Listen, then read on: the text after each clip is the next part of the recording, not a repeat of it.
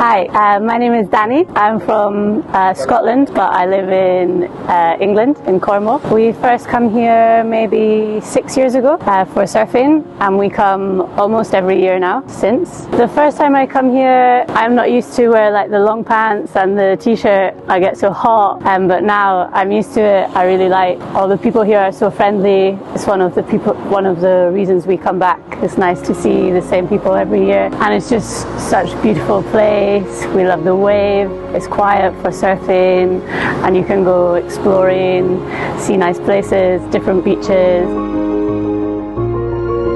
I have been to many places before where the religion is Muslim, so it's not too much of a shock for me. But here, because Sharia law is a bit more strict, but I don't think it makes any difference to the people as long as you respect the culture. Yeah, not wear a bikini on the beach and this sort of thing. It's good for us as well because not so many bintangs. It's good for our health.